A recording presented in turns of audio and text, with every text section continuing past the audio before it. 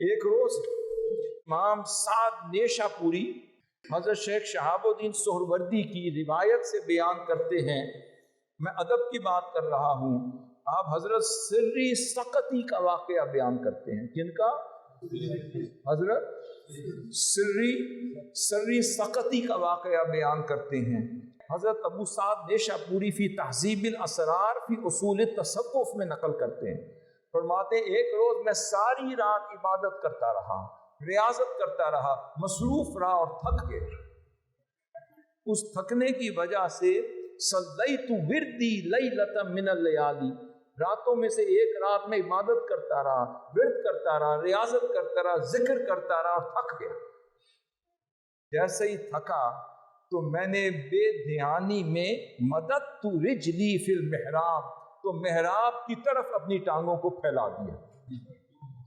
میں نے بے دھیانی میں تھکاوٹ کے باعث اپنی ٹانگوں کو محراب کی طرف پھیلا دیا۔ فرمایا فنودیت یا سری، تو غیب سے اسی وقت آواز آ گئی، اور آواز آئی اور کہا جا رہا تھا کہ ہاں یا سری، اے سری سقطی، ھذا تجالس الملوک، کیا بادشاہوں کی بارگاہ میں ایسے بیٹھا جاتا ہے؟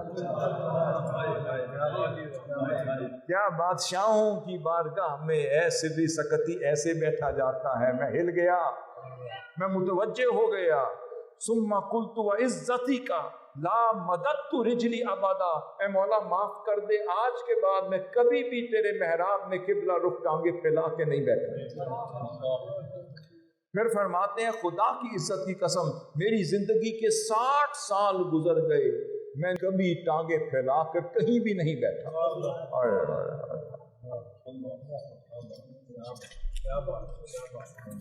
پھر اسی طرح حضرت عبداللہ الجریری فرماتے ہیں منذ 20 سنہ، 20 سال گزر گئے، ما مددت رجلی وقت جلوسی فی الخلوہ، کہ میں جب بھی خلوت میں بھی بیٹھا تو میں نے کبھی بھی ٹانگیں پھیلا کر آسانی سے سکون سے نہیں بیٹھا۔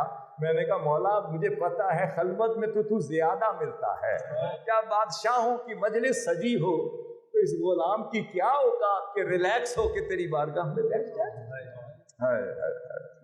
بات یہ وقت وہ تھا جب بچہ ٹانگ پھیلا کر ایسے بیٹھتا تھا تو ماں کو چاہیے تھا اس کی ٹانگوں کو سمیٹ دیتی، باپ کو چاہیے تھا اس کی ٹانگوں کو سمیٹ دیتا۔ ایک روز ایک محدث کسی بڑے محدث کی تلاش میں روانہ ہوئے، ان کو پتا چلا کہ فلاں شہر میں ایک محدث رہتے ہیں اور ان کے پاس آقا صلی اللہ علیہ وسلم کی احادیث کا نیا مجموعہ ہے۔ وہ سماع حدیث کے لیے روانہ ہوئے، اور روانہ ہوئے جب ان کے شہر میں 1000 میل سے زائد کا سفر کر کے پہنچے تو اتفاق سے وہ محدث مسجد میں داخل ہو رہے تھے۔ جب داخل ہوتے ہوئے دیکھا تو انہوں نے غلطی سے بایاں پاؤں مسجد میں پہلے رکھ دیا۔ وہ محدث، وہ طلب حدیث کے یہ سفر کرنے والے سیکر اور طالب حدیث وہیں سے مڑ کر آ گئے۔ ان کا جن کو مسجد میں پاؤں رکھنے کے آداب ہی نہ آتا ان سے حضور کی حدیث میں نے کیوں لے لی؟ یہاں پر پھر امام شہاب الدین سہروردی سے پوچھا گیا، میں دوبارہ اس بات میں آ رہا ہوں، میں نے مکمل نہیں کی تھی، کہ تصوف کیا ہے؟ آپ نے فرمایا التصوف کلہ ادب، فرمایا جو تصوف ہے وہ سارا کا سارا ادب ہی تو ہے۔ فرمایا حضور کیسے؟ فرمایا لکل وقت ادب، تمہیں کیا پتا ہر وقت کا بھی ایک ادب ہے، وَلِكُلِّ حَالَةٍ أَدَبٌ، ہر حالت کا بھی ایک ادب ہے، وَلِكُلِّ مَقَامٍ أَدَبٌ، ہر مقام کا بھی ایک ادب ہے، ہر سٹیشن کا بھی ایک ادب ہے۔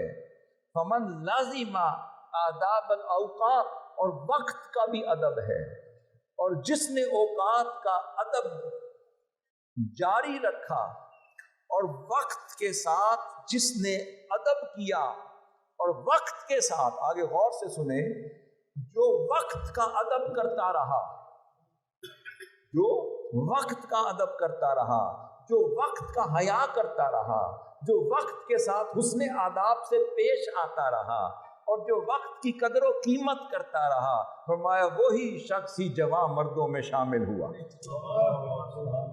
اور جس نے وقت کی بے قدری کر دی، وقت نے اس کی بے قدری کر دی۔